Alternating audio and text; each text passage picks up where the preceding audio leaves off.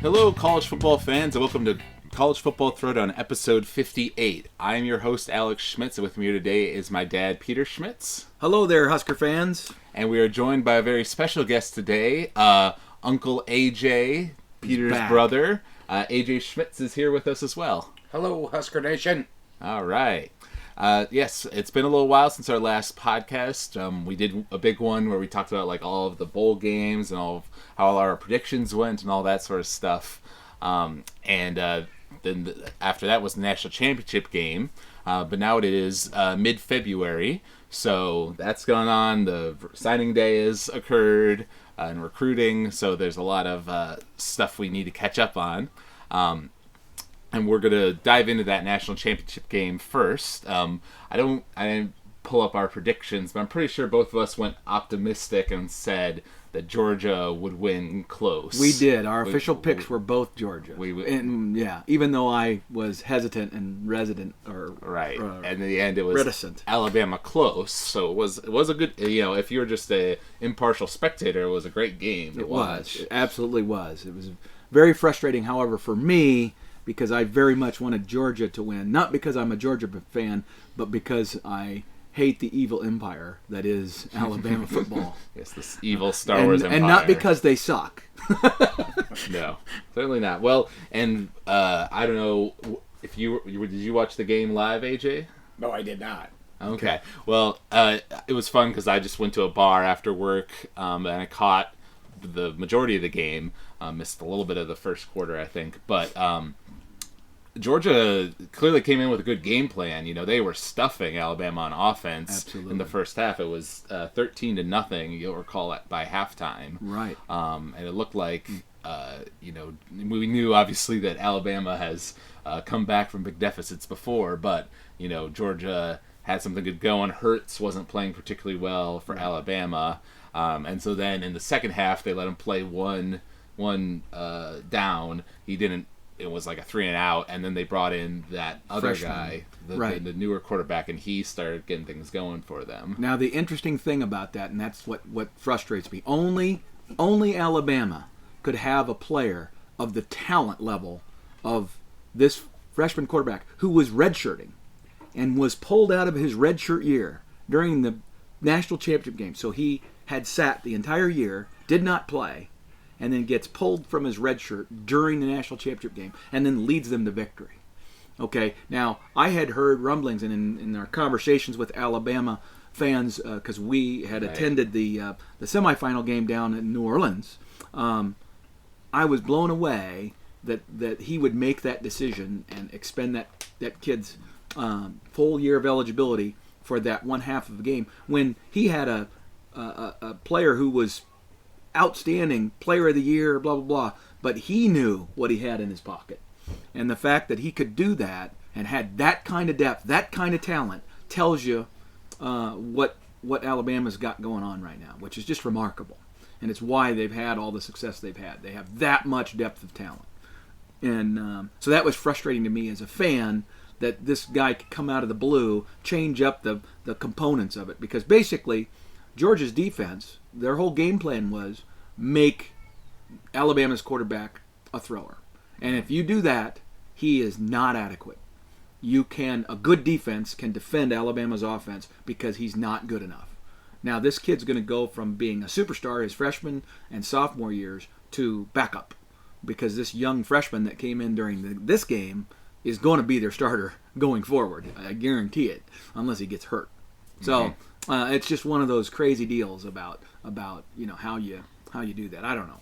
But right. Well, it's telling that they expended, like he's lost his freshman year of eligibility. He's going to be officially a sophomore now, right? But he won a championship. He saved the national championship for them. Yeah, I've got something on that, on what you just said there. He loses his redshirt year. Not necessarily, because there's something in the works right now with the NCAA. That's right. Stating that there's a possibility that they could, the freshman could play in as many as four games and still be a redshirt freshman the next year. So even though he only played a portion of one game, he could be a freshman again next year. There's a number of proposals. You are correct, but I don't think hindsight it will not be retroactive. So this kid would be a sophomore no matter what because that rule hasn't been put in place yet. But basically, there's discussion to say, let's just forget the whole red shirt because there's so many games being played with gray shirts, blue shirts, blah blah blah blah. They're just wanting to say, you know what? Let's give everyone 5 years to play for. No matter what, and you can play up to 4 games and have 5 years of eligibility. So effectively, everyone's got 5 years of eligibility. Is kind of where they're headed in the proposal from a proposal standpoint. That's interesting. That would help. Everybody would be able to do that. I think you make it clean and above the board and just say everybody gets 5 years of eligibility. You'd have more people leaving early, not expending their entire 5 years of eligibility, but it would then allow kids to mature into their playing a little bit more. That's what would happen. Right. Yeah, and because we're sort of in an odd situation at Nebraska where we might want to redshirt one of this true freshman quarterback who's coming in at semester or whatever is coming in at semester, but at the same time we might need him, right? Because our quarterback now it would be huge, so thin. Yeah, absolutely. So anyway, I don't know. It'll be interesting to see how that plays out if it ends up actually passing. Yeah, but I want to give Nick Saban credit though in that he had the guts to, in the fourth quarter, half of the team was had swapped out the starters for a lot of freshmen who hadn't had a lot of playing time, but they were fresh in terms of physical stuff. They weren't tired, and he wanted to invigorate the team. Right. He wanted to give them a chance, and the risk paid off. And they played well in the fourth quarter. Yeah, it's fine. They're stuffing. Georgia didn't score in the fourth quarter. They got it to go to overtime. And then you were calling that overtime. Georgia got the field goal, and then and then Alabama got sacked on their first play. Right. And then the second play, they just threw it. The guy was wide open, touchdown. It was over just like that. Yeah, Georgia got confused and broke down. That's true. So true. Well, anyway, so it was a frustrating night. Because I was obviously very much rooting for Georgia, but it was actually a very fun night for me. I'd like to share that I happened to be in Corpus Christi, Texas that night, and we found a great sports bar there and just had an absolutely enjoyable evening watching that game. So it ended up being a great evening of college football and a celebration, even though I hated the outcome. Yep. I want to open my beverage. I know we kicked off and just jumped, but we do want to always have that wonderful noise in our podcast. There we go. Very good. All right. Did you have any thoughts on the Alabama-Georgia game you wanted to share, AJ? No, not really. Pete pretty much covered it. Neither school, 2 SEC schools didn't really care for it. I wish it would have been different schools. I'm surprised it was those 2 schools, to be honest with you. But so you thought Oklahoma was going to beat Georgia? Well, they should have. And you look at that Clemson. game. I thought Clemson, even though they were, quite young themselves, would have handled themselves a little better than they did. And they got walloped. But I don't know. I just, when it doesn't involve my beloved Huskers, I lose a lot of interest in it. So I didn't really pay too much attention to it. Well, Alabama with I apologize, his name is escaping me, but the quarterback they had all season, Hurts. Thank you. He was average as a quarterback. Great athlete, but could not throw the football accurately. Just can't. He's not there. And so anybody with a good defense could slow down Alabama's offense. And Georgia was proving that, absolutely. And so the fact that they didn't have a problem before, obviously they did. They lost one. But the point is that they were a very flawed team. That's why I think a lot of people felt like they may not make it. But then they kind of backdoored their way in, and got into. And they didn't play a particularly tough schedule. No, this year that's right. either. What another thing that I thought interesting about the national championship was not necessarily these 2 teams directly, but they both lost a game. Yes. Alabama lost to Auburn. and Georgia lost to Auburn. Right.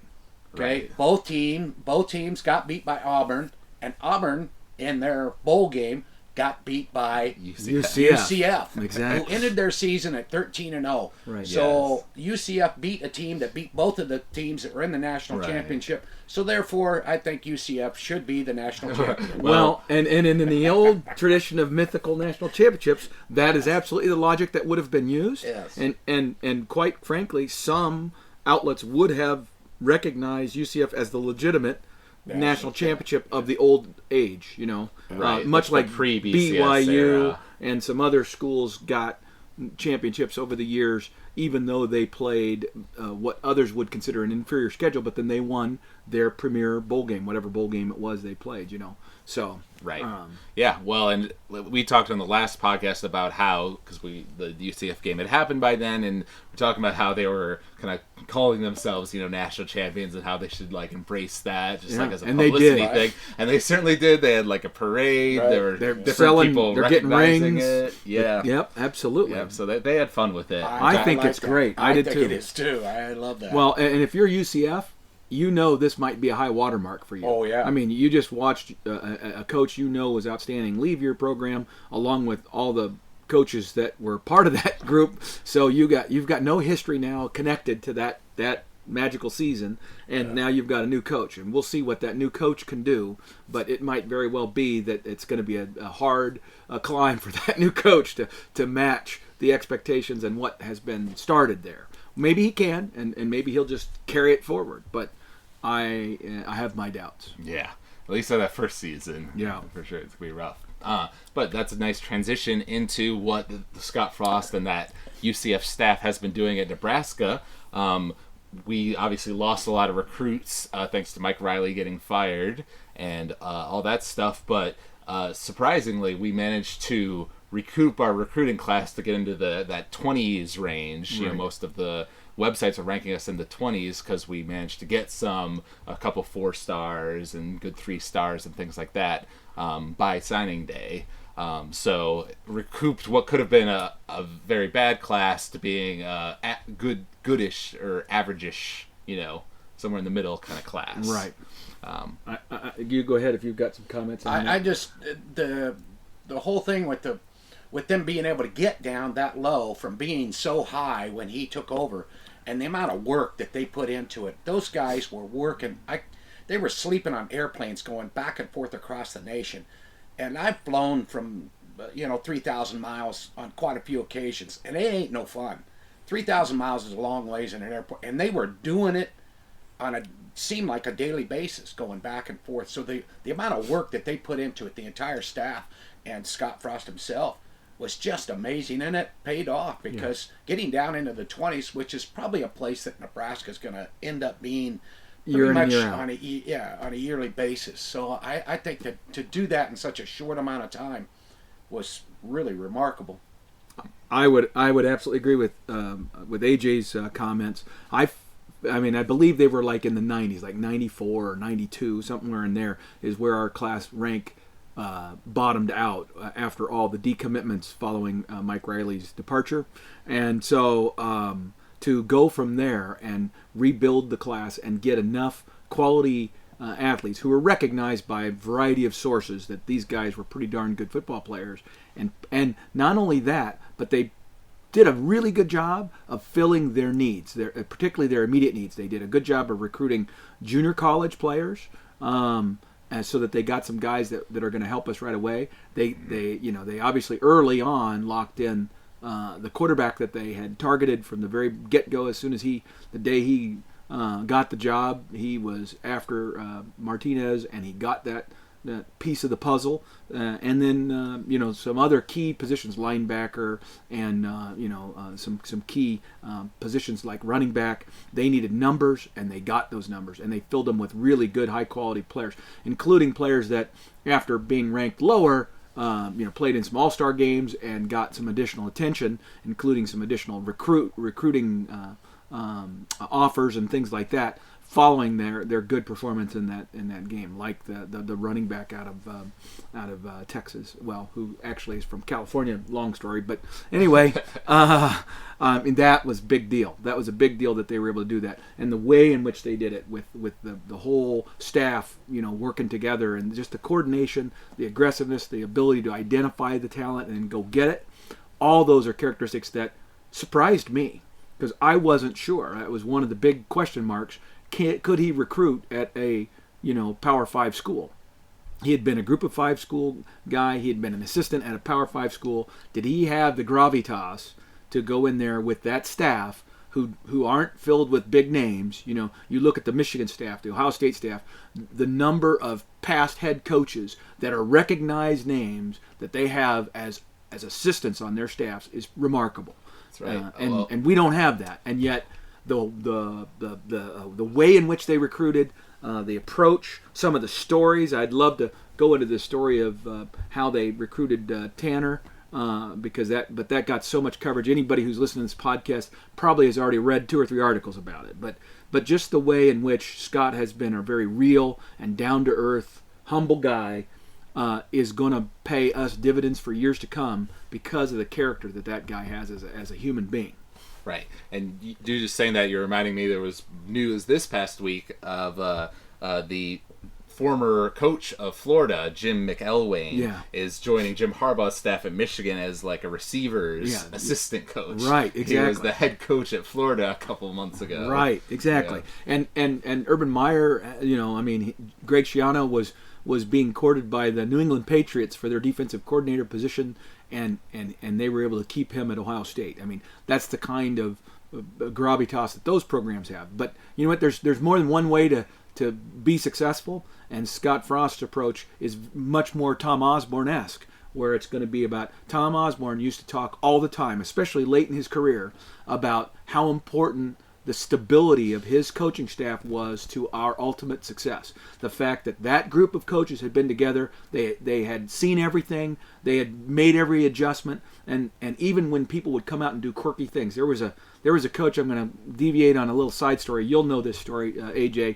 There was a coach by the name of Pat Jones, who was the head coach of the Oklahoma State Cowboys for many years when we were back in the Big 8 days, and maybe Big 12 too. But anyway, Pat would try everything to beat Nebraska, and he had some incredible talent. This is a guy who had Thurman Thomas and Hartley Dykes and just some amazingly talented players. Okay, Barry Sanders and Thurman Thomas were on the same team. Okay, Barry was not the starter. Barry was a punt returner because Thurman Thomas was the starting running back because he was great.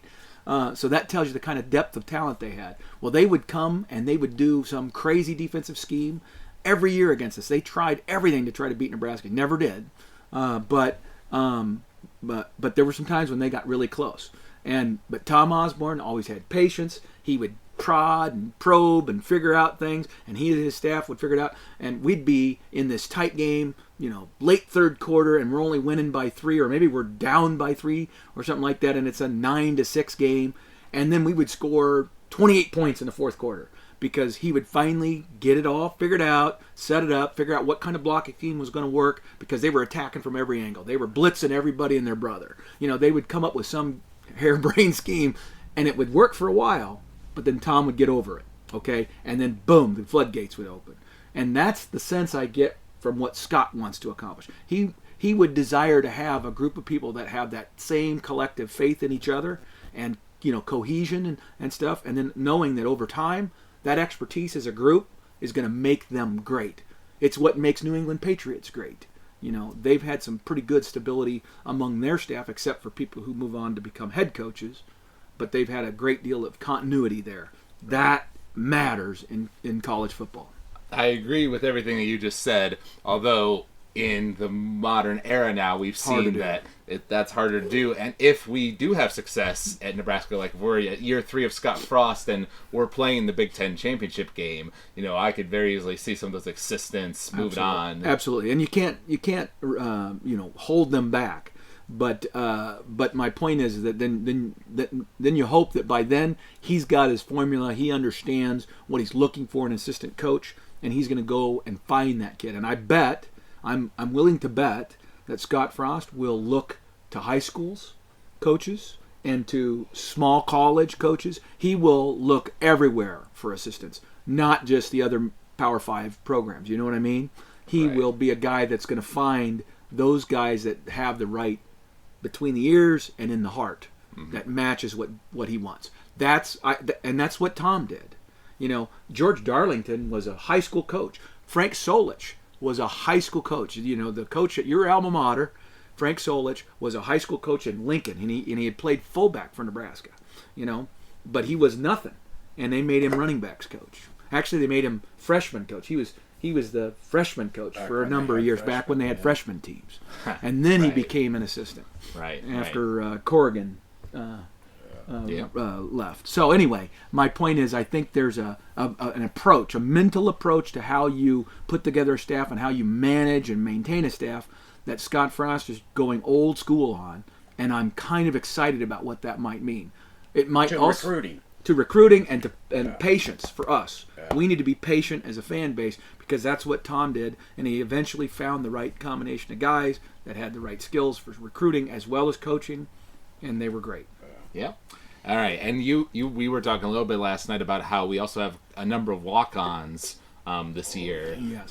And we're also over our limit on scholarships, so we'll have to shed some, by the time August. School starts. Yeah. And that may not leave us with a lot of scholarships to offer those walk-on players if some of them show up and start contributing to the team. Well, I have some thoughts on that, but I know he does too, so I'm going to let AJ speak on that a little bit with the walk-on program. So. Well, there is a tremendous amount of walk-ons this year that really could be scholarship players in the first or second year. I mean, there's going to be a couple of these guys that could be really, really top-notch. They got a running back, if he makes it. I'm still not sure whether or not he's going to qualify to come to school, but that freshman out of Omaha, he looks amazing. I can't remember his name. Moses. I know who you're talking about. Moses Bryant. I think that might be. Yeah, Moses Bryant. He looks amazing.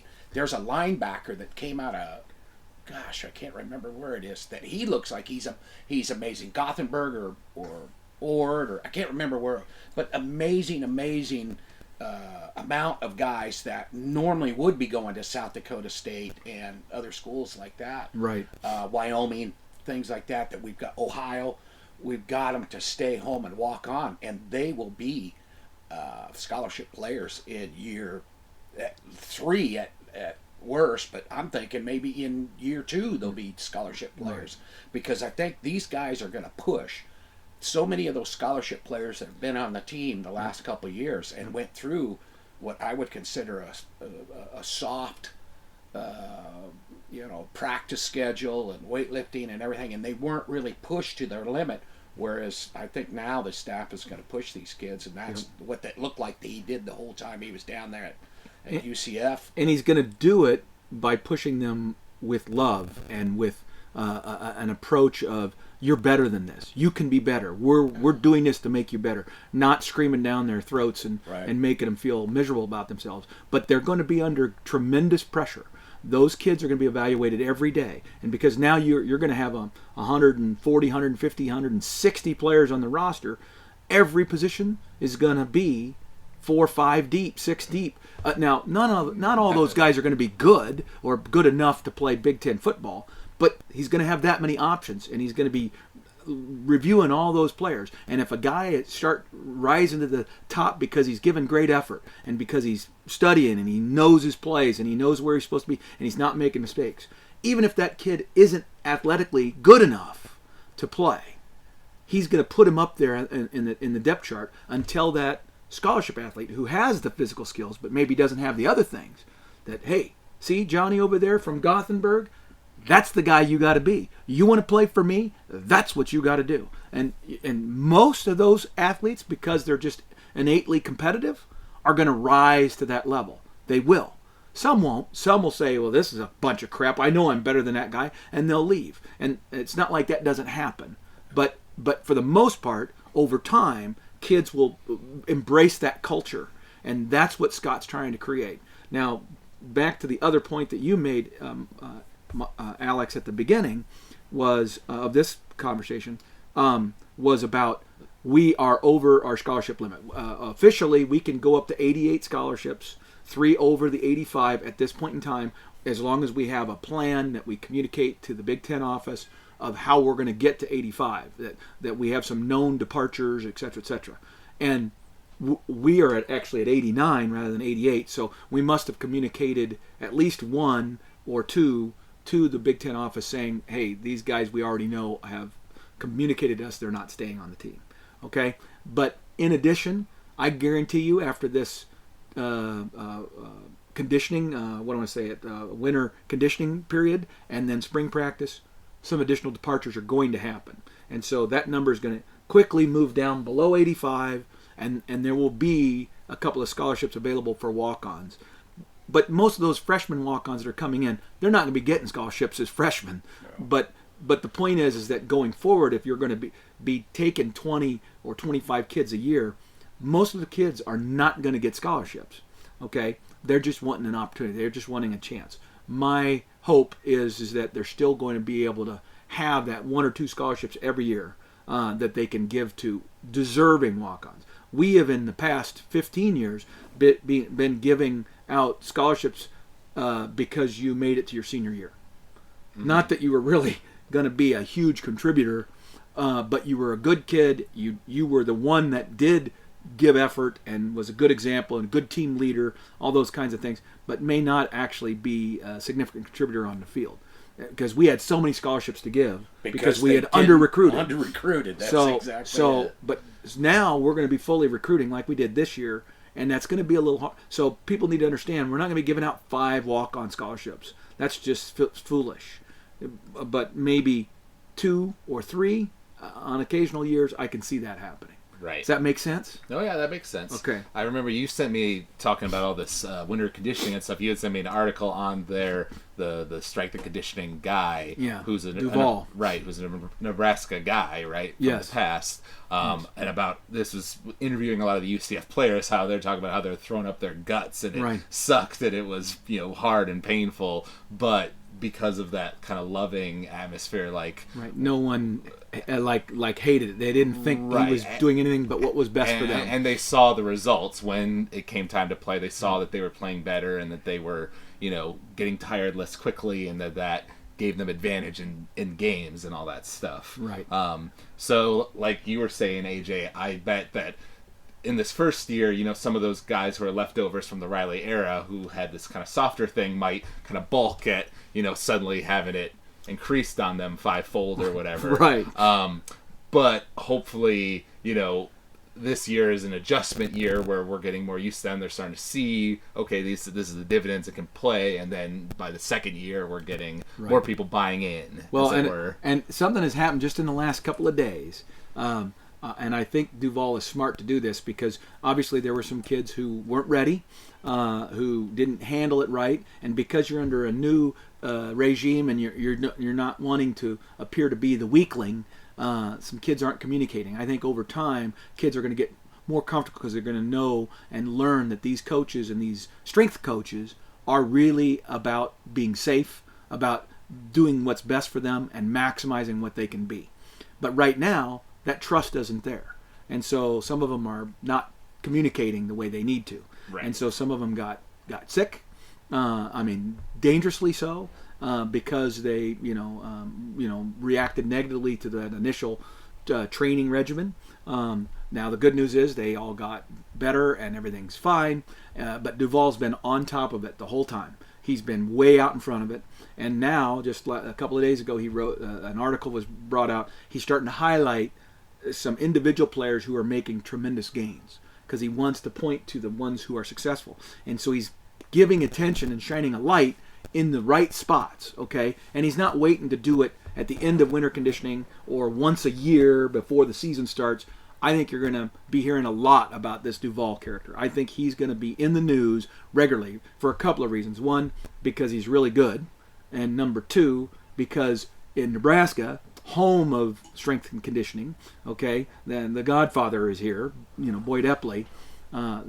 This is something that Nebraska fans are super in tune to, probably more than most other college sports fans. I bet you if you went to most of their fan bases, they wouldn't necessarily know the name of their strength and conditioning coach. There's a few, there's certainly Alabama's and some others, but here in Nebraska or at Nebraska, the strength coach is a pretty big deal. Yeah. And it always has been since Boyd started the program, right? Right.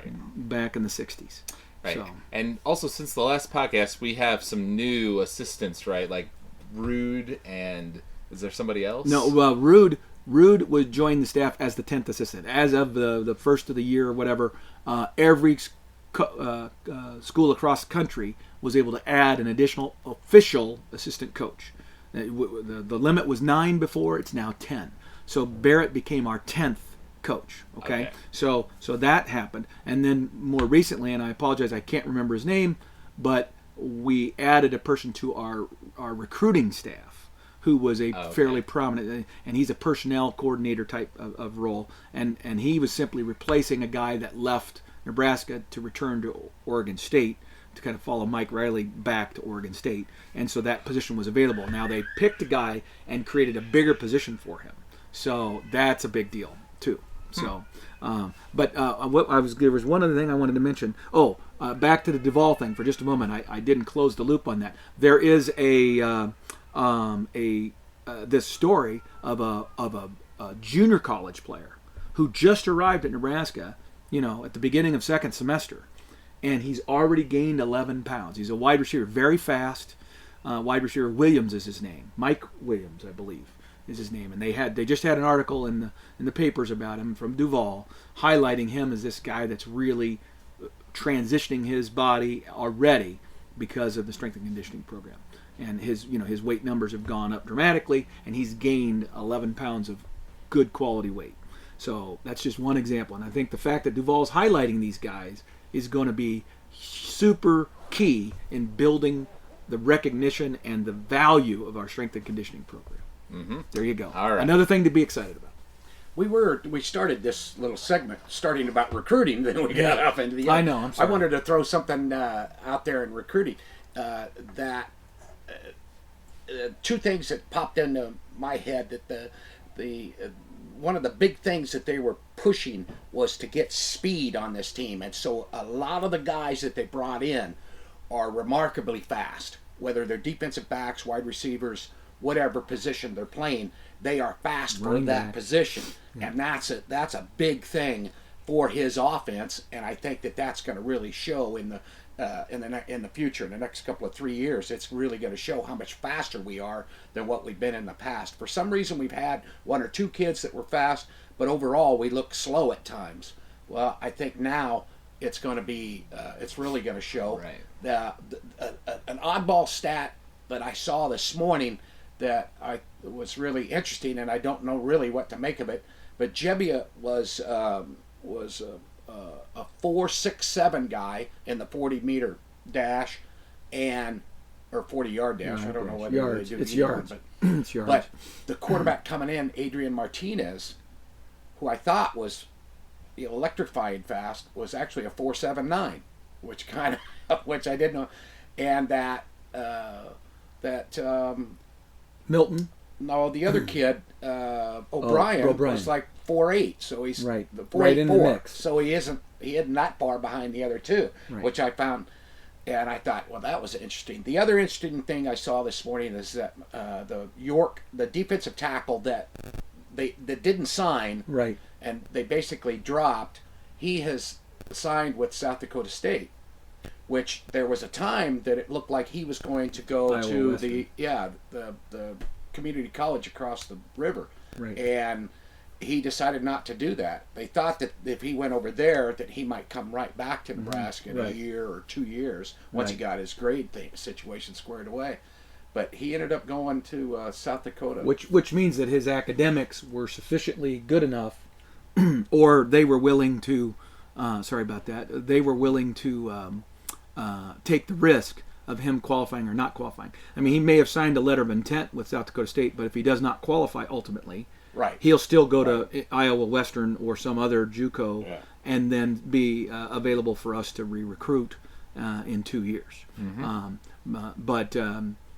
So we'll see what happens with a young man like that. And that's too bad, because it looked like he was actually a guy that very much wanted to go to Nebraska. He was on Nebraska early, but they also knew he was an academic risk, so they withheld the scholarship offer until later, in the process because of that. And really, he never was able to do it. Right. Yeah. So that's too bad. That's the part, though, of recruiting this year that has me just a tiny bit concerned. Is he was the only defensive tackle, right? And he didn't make it, so we didn't get a defensive tackle this year, right? Which is not a good thing. So next year, I'm hoping that Coach Held, running backs coach, who it sounds like is a great JUCO recruiter, right, finds us a top-notch, a top 5 defensive tackle, and brings him in, and then another high school kid that is a top-notch kid to come in and play defensive tackle. Because right now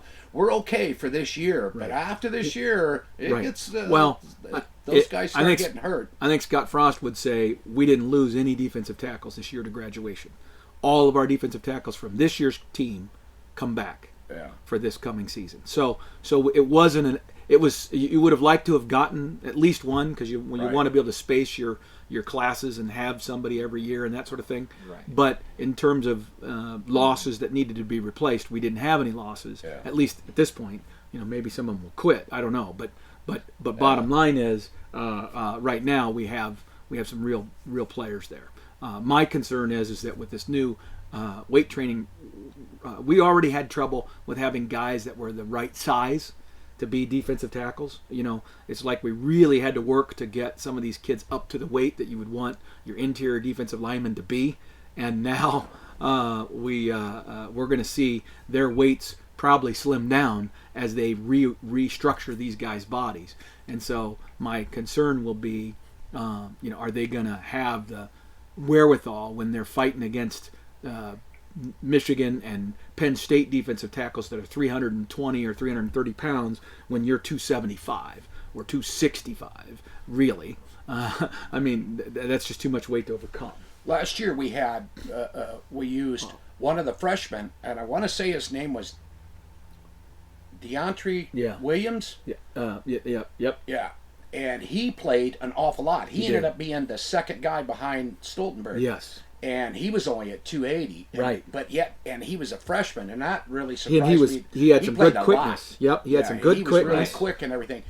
He's going to be somebody, hopefully, that will put on that 20 pounds or so and put on it the right way. Because if he gets to the size of that 300, 305 pound that you want your defensive tackle to be at, then he could be a real force. There's also, in the defensive tackles, since we're talking defensive tackles, it's something that I kind of like to look at, is there's another freshman that redshirted that is that size, and maybe he will be a force also, which brings into the question of the guy that was the third string guy, Peyton Newell, who I think is going to be gone after spring practice, and that's the guy we're going to lose. Either he's going to rise to the occasion and respond to this new coaching and become a much more effective player, because he's going to get in shape, he's going to understand this defense and how to work within it and that sort of stuff, and you could see a big turnaround with a guy like that, because he came out of high school as a 4-star, highly regarded player, and really hasn't had much opportunity. Now, some of it has been injuries, and those things happen in a career in a sport like football, but this is his one last shot kind of thing, and I kind of agree with AJ that I think this spring practice is going to be super critical to him, because he's either going to rise and be a late bloomer for us, or he's going to fall by the wayside. Right. Well, I was just thinking with you talking about the guy who was like 280 but fast and played pretty well for us. That's kind of something that Frost is going to be looking for right under this new system, because with the hurry-up offense and all that sort of stuff, you need your I guess this is offensive linemen, not so much defense, but you need them to be able to keep up with that pace. Well, but no, but the defensive philosophy is the same way. The defensive philosophy is very aggressive, and what are you defending all day in practice? You're defending a fast-paced, quick offense. So yeah, everything is fast. Everything is about quickness, and Scott Frost understands that. But that's going to be part of our transition. I think that's going to be the most difficult thing for our team to embrace, is that whole change of pace that happens. Yeah. Now, It's a big departure. it is. It's a big departure from what we were doing, and so it'll be interesting to see what happens. And that's why we, again, as Nebraska fans, have to be patient. That's key word, patience, as we look to this coming season and what kind of results we see. And what we need to be looking at is, are the guys fundamental? Are they getting good coaching? And is there improvement going on from game 1 to game 12? Right. And so another thing that's happened since we last did the podcast is, of course, the tickets for the spring game went on sale. Yes. And within 24 hours, they were completely sold out. Right. From the alumni and the students all taking their shares. The alumni who could were taking 5 tickets apiece, apparently. 20. 20. 20 tickets for every person who was a season ticket holder. Season ticket holder, that's right. And so that's obviously exciting. We're going to have like a potentially sold out spring game if like the weather is good and lots of people come and all that. There's obviously lots of excitement around Scott Frost and everything, to the point that apparently there's rumors that the university is considered looking into a second spring game. Yes, well there's a couple of dynamics at work here. Not only did we sell out the spring game, we also moved it a week, fairly late in the process. Usually, a coaching staff has already planned out their spring schedule a number of months in advance, which the Riley coaching staff had done, and the target was a 14th. Scott came in, looked over things, saw that they had planned this disrupted schedule where you have some practices, go on spring break, come back from spring break, and finish. And that's what allowed them to do it earlier, right? Because they started earlier. This year, Scott shifted the schedule so that there's only going to be one practice before spring break, and that's basically just an organizational practice. That's going to be here's what we got to do, and it gives him an opportunity to talk to his entire team just before they leave. Don't be stupid on spring break. Guys, you're football players. During this time, you can't be going out there and screwing around. You got to stay focused. Here's the weight training. You just worked your butts off all winter through this winter conditioning and puking. Do you want to come back and have given back all those gains because you did something during spring break that wasn't very wise, or do you want to stay the course? So, I think that's what that practice is all about, is communicating expectations. But then the rest of spring practice is going to be after spring break, so obviously that pushes everything out. But you had people that had already bought flights, had already planned gatherings and such on the 14th. What do those people do, especially if they didn't buy, refundable tickets? So a lot of people were upset by that move. And then you cap that off with this decision, which makes sense in every previous year. Of course, you would want to throw a bone to the people who are paying the big bucks to be season ticket holders. They're paying basically, their donation minimum requirement fees to be able to get that, right? So you give them the bone of saying, hey, you guys can buy 20 tickets. So all of your friends and family can be covered, right? Well, the problem with that is that then it caused this rapid sellout. And you've got a bunch of secondary market. The game sold out. That you can state that today. It's a sold out event. But what's the attendance actually going to be? I think the attendance might very well only be 60 or 70,000, not close to 90,000, like a full stadium might be. Because I think there's going to be a bunch of people who bought those 20 tickets that are going to go unsold, unused. What was the price of the tickets? $10. All of them were $10. All of them were $10. Right. In the past, it's been $10. But now in the secondary market, they're selling for hundreds of dollars. Yeah. Right. So, but my expectation is that a lot of those people who bought the 20 tickets on speculation, not because they have friends, or even if they thought they were going to have groups of friends that were going to, a bunch of those people are going to say, no thank you, or I've got another plan, or whatever, right? Other things are going to come up, and all these people are going to be sitting on tickets. Now, because they only paid $10 for them, they may just eat the tickets. Just say, forget it, I don't even want to mess with it, it's a hassle. Right? Or they're gonna give them away or whatever. So a bunch of free and low cost tickets will become available, in my opinion, in the weeks just prior to the game, especially if the weather's not great. Okay? So that addresses that whole thing. Now fast forward to this second spring game. Now you can kill two birds with one stone if you're the athletic department. You've got people mad at you because you changed at a late date you changed the game from the 14th to the 21st. Now you change that. and you create a second spring game on the 14th. So now the people that have those flights on the 14th could still use them, come in and maybe get a really unique experience, because now they're going to go to the true first spring game. They're going to be the ones that get the first look at the Nebraska team, not the people going to the official spring game, which could upset those people. Could, yep. So, but the point is that, you know what? If those people are upset, then come on the 14th. You can go to both, right? And then who knows? They could come up with donate a can to the food bank. Whatever they want to charge for admission. They could do all kinds of cool things that would be a very positive thing for the university's image and the school's image. And if you have 2 spring games that are actually official spring games, you're going to be the talk of ESPN, and all these other schools are going to be like, oh my gosh, look at what Nebraska's doing. We will be the first again at doing something unique like that creates attention. We will be the buzz of the spring game season if we did something like that. So there's a bunch of positive reasons to do that one. And frankly, if they do it, I might try to go to both. Okay. I would too. I mean, there you go, AJ. We'll be going no to doubt. both. I'll be there. Shoot. I mean, since now I got the time, heck yeah, I'll be there. I'm going to be in the area anyway. So, right. That was so funny. I forgot what I was going to say. Sorry, you old man. Love it. By the way, we are broadcasting live together, which is really nice because we're out visiting Alex here in the Los Angeles area in a nice campground, hanging out with my brother AJ from Alaska, and so it's always fun to get folks together like this. Yeah, no, it is, and I just learned about this second spring game possibility today, and I agree that it would be kind of a cool thing. It would get us some extra buzz and all that stuff, right? And it's an opportunity for the university to make some more money because clearly the excitement is there for Scott Frost. But I think they wouldn't do it to make money. I think they would end up doing something like a donation to a food bank or something that would just, because it's not about the money. It's about trying to placate some unhappy people, right? And now you give a bunch more tickets to people who are complaining that, I've gone to a spring game every year and it's the only time I can afford, because a regular season ticket, face value is too much for a lot of families. You got 4 kids. You probably aren't, you may not be dropping $75 a ticket so they can go to a regular season game. So the spring game was your only opportunity to take your family and see your beloved Huskers, right? And to build that next generation of fans. So this is important stuff. And I think they would be wise to do this.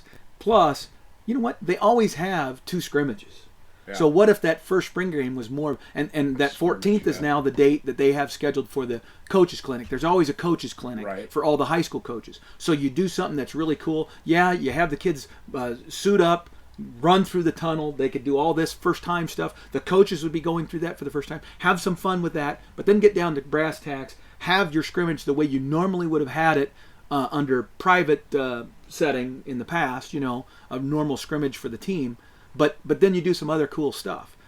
I could see it as just a win-win at a bunch of different levels. And yes, you might piss off some people, but if you're worried about, well, I want to be the first guy to see the Scott Frost, that's weak sauce, man. And I don't give a damn if you think that way. That's a you problem. That's not an us problem. Okay? So that's how I would view that. And I would far rather have that argument with somebody than somebody who legitimately bought flights based on a 14th thing. So anyway, speaking of the spring game, what do you think we're going to see in the spring game? Right. Well, I'm definitely excited to see what we have on the quarterback level. That's always an exciting thing, and because it'll be very interesting to see how Gebbia, or Jebbia, however you pronounce his name, does. We've talked a little bit about Patrick O'Brien. If it looks like he's going to be a second or third string, he may transfer. Well, I think second he stays. If he ends up clearly being third string, then I think that might be the point where he's going to say that this, if he still wants to compete. I mean, you got to understand, Patrick is now in his 3rd year at the University of Nebraska. He has a whole set of friends. He's pursuing a degree, and you hope that these kids over the 4 years of college begin to recognize the old statement that only 2 or 3% of you guys are actually going to make it in the pros, right? And so recognize what that scholarship really was. It was a means to get you a degree for free, okay? Right? Not free, but I mean where you don't have debt. right? So he may view it and say, okay, I'm going to do the best I can, be a good teammate, and work out the rest of my eligibility, and be done with this thing, but walk away with a degree, right? I have friends here. I love Nebraska. Blah blah blah blah. Right? So you could see that kind of reaction, but you could also see a guy who's a competitor who says, I got 2 years of eligibility left. I'm going to use them, and bye bye. So I could see it going either way. But as you pointed out, and something that I think it's important for people to understand is, Milton down at UCF, he's not lightning fast. No. The quarterback doesn't need to be a fast runner. They need to be adequately fast. They don't have to be not Taylor Martinez. Taylor Martinez, Eric Crouch fast. What they do need to be is fast thinkers. Right. That's the decision-making process is what's important. There was just a great article today about Noah Vedral, who is the transfer quarterback from UCF. He was UCF's backup quarterback. He is from Nebraska. He'd gone down to UCF following Scott Frost. Right. He came back and is transferred back to Nebraska, University of Nebraska. He's in that quarterback room, but he's ineligible until the following year. He has to sit out a year. So he becomes basically a player coach. And so he has become vital because they have limits. They have restrictions about how many hours the team can talk to their coaches in the off season, but they can go to Noah anytime they want to understand, words, phrases, nomenclature for this new system, and how does this work, and how are we supposed to do that. And from everything that's been described, Noah was an absolute student of the game, and even though he was a young kid, he already knows this offense backwards and forwards. He played some. And he played some last year, and actually pretty damn good statistics, frankly.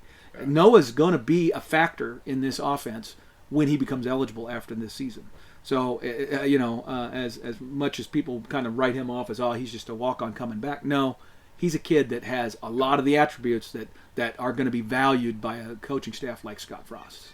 Right. So it's kind of exciting to hear that stuff. And I think it's going to be about decision-making. And so I'm excited about Jebbia because from everything I've read about him since he got there, he is a student of the game. He's a guy who studies and asks great questions, and he was always being praised for that. Even as a redshirt, they kept bringing up his name because he kept trying so hard to know what was going on. And now he's having to do it all over again. But if he puts that same kind of effort into it, I think great things are going to result. Because if you go back and look at his high school film, that guy can throw the ball accurately. He was a pretty darn good thrower and a decent runner. And that's all you need to be. All we're asking that running back to do is occasionally run an option and be a threat, enough of a threat that they have to respect you, and a guy that can run out of trouble and get first downs on a third down play. If you get that, two things out of that quarterback running, you got it. Right. Now, here's my question to you guys about the spring game. Given that this is a large change in offensive philosophy from where we were before, and we'll only have had, the winter conditioning and then spring practice to kind of get our guys ready for it, how much of that do you think we're actually going to see in the spring game versus like some sort of hybrid thing or, the bare bones of the playbook? That is a good question. I have put some thought in that. I think because they do UCF and the entire coaching staff at UCF did the same thing pretty much every day, every practice, every game, both offensively and defensively. I think the spring game is going to be refreshing because we're actually going to see the real offense and the real defense. Right. We're not going to see because anybody, if they're going to come and do pretty much exactly what got them there, with minor adjustments to that, both defensively and offensively. So what we're going to see is exactly what they did down at UCF, and every one of our opponents already has 13 perfect examples of that. So all they need to do is look at UCF's program last year, their tape. So what's the difference if they look at our, because they haven't been able to stop it, or at least not yet. They haven't been able to do anything and nobody's been able to beat that team in this last year. So I'm thinking they're just going to come out and show everything they got. And understand that this offense fundamentally is very simple. Oh, yeah. It's a very simple offense. Where it gets complicated is because of all the shifts and movement that happens so that they can create leverage. And they're trying to create one-on-one circumstances all over the field. from sideline to sideline. That's the whole point of this offense. And so it's not about doing all kinds of crazy, complicated things. It's really relatively simple stuff, but they execute it at a pace and with a precision that makes it extremely hard to stop. One thing I read this morning also about that, just about a little bit about that, Pete, was it doesn't have to be perfect. Right. Whereas a lot of the offenses that we've used in the past, right, everybody had to do their job in order to work right. In this offense, that isn't true. Sometimes a guy can mess up and he doesn't screw up the whole play. Right.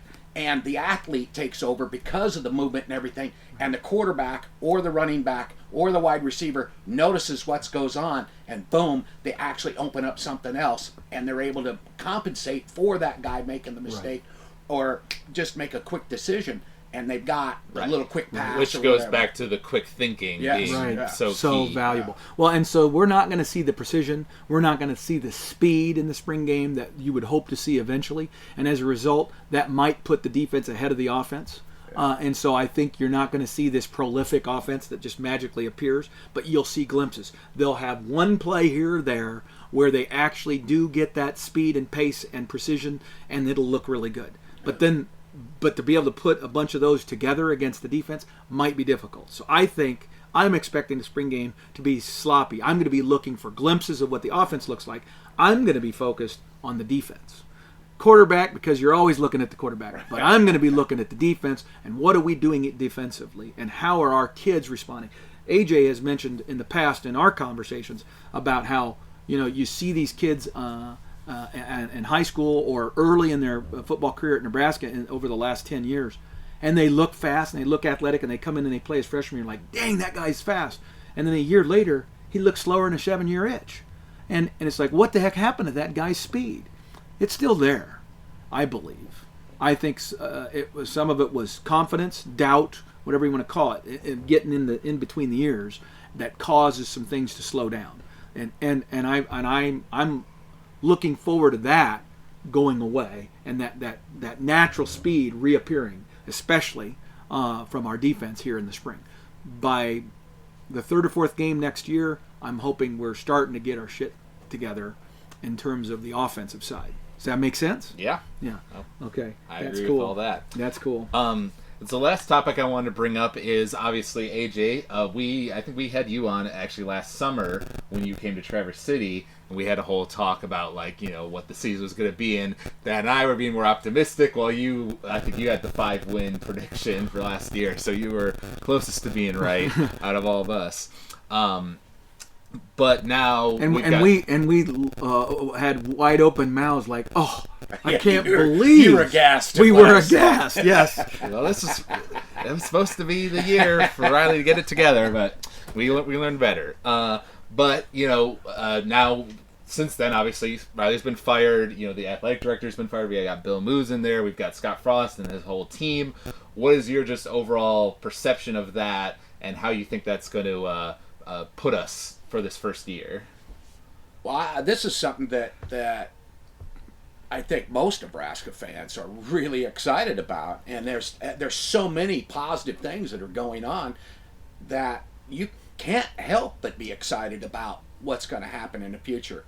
The first year might be a little rough but overall I think that they'll do well. But they've got a schedule. It's like, isn't it second or third hardest, most difficult? Yeah, it's like, holy cow! It's in your first year. It'll be amazing if he gets more than 6 wins. But I'm okay with whatever they do. I think that as long as they're giving effort, which a lot of times in the past, 20 years now, right? We haven't always seen the best effort out of some of the guys, and I think that he's going to force the guys to play with effort no matter what. And that's what I think most fans want to see is good effort, compete. Right. Compete. Fundamentals. And that's it. Find a way to compete and just compete, not give up and lay down and get run over. I think that the coaching staff in general follows Scott Frost, and he's a guy that loves to compete. So I'm excited about it, just like most Nebraska fans. Mm-hmm.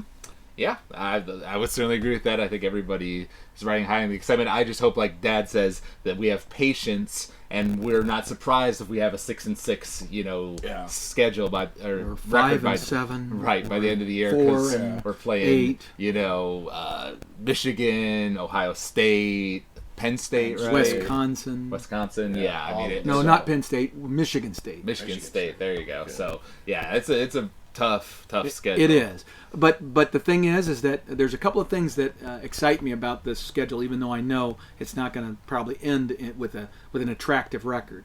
I like the fact that we start the year with 3 straight home games, and those games are all losable, but they're also all very winnable. And so we'll get a sense of where we are at the beginning of the year. And if we struggle in those first 3 games and maybe lose 2 of them or 1 of them or whatever, that will be a good sign of where we're at. It'll give us a baseline to go from. And then I'm wanting to gauge progress, improvement, understanding, fundamentals, as well as effort. If we start seeing all of those kinds of things, even if we get our asses handed to us by Ohio State or Michigan State or Wisconsin again, the fact is that I think those kinds of beatdowns are going to be temporary. I believe that if we stay the course with this staff and with this program, we will find our way back. But we need to understand that it's not going to be magic, snap your fingers and we're there. We don't have that talent, and you need to have continuity. These kids, we got defensive backs that are going to be, again, on their 4th coach in 4 years. It's just stupid that there's been this turnstile of turnover in our coaching staff and our defensive philosophy and how you coach things. Those kids are just going to have their heads spinning.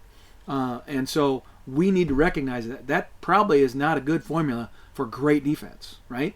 No. So we've got to be patient with those kids and with the coaches and give them a chance to establish something. And now that we have Scott, and a lot of people look at these last 3 years with Riley and his disaster and blah blah blah blah. In hindsight, obviously he wasn't the right choice for us. But his 3-year period, now that it's in my rearview mirror and I don't have to relive it, his 3 years allowed Scott Frost to mature to the point where he was ready to be the head coach at Nebraska and has a little bit more credibility to be able to go out and recruit and do those kinds of things. And the switch that happened in leadership at the president, the chancellor of the institution, down to the new athletic director, all new people, all people who understand football way more than the folks who preceded them. And so this is a school now that understands the value and the importance of that program to the overall athletics. I don't think it's a complete. They call it the Scott Frost effect almost jokingly, but it's not a surprise to me that all of a sudden the general attitude and demeanor about all fans and their attendance to games and everything is going up, and all of a sudden we're having more success in a bunch of sports. Now, that didn't just happen because Scott Frost showed up, but it's all helped build momentum. It's all been positive, and positive produces more positive. And so I just think all that is part and parcel to what's happening. Yep. I definitely agree with all that. All right. So you guys have anything else you want to wrap up on? I think we've covered a lot of good topics on this podcast. I think so. We're definitely excited for the spring game. I guess we'll probably do another podcast maybe in March, early April. Yes. AJ and I will be at the 21st spring game, and if there's a second one on the 14th, we have commitments that will make it hard for me to get there by the 14th, but I could try. He'll find a way somehow. All right. So if you all out there enjoyed listening to this podcast, you can find us online at footballthrowdown.podomatic.com. You can also find us under College Football Throwdown on iTunes. You list ratings and reviews on there. You can leave a comment on the Podomatic website. Let us know what you think of the podcast. If you have any emails you want to send us, you can send those to huskerpete13@gmail.com. We always like hearing back from the fans. So thank you for listening out there. Thank you for joining me, Pete, and AJ. Thank you for joining us as our special guest this time. Yes. Thanks for having me, Alex. Let's do this one more time. It's College Football Throwdown. College Football Throwdown on iTunes. And email would be huskerpete13@gmail.com. huskerpete13@gmail.com. Man, he's like an infomercial over here. He's got to repeat it 5 times so everyone hears it. Well, I need to do it slowly as opposed to the. Yeah. We're not going through the list of things that could go wrong.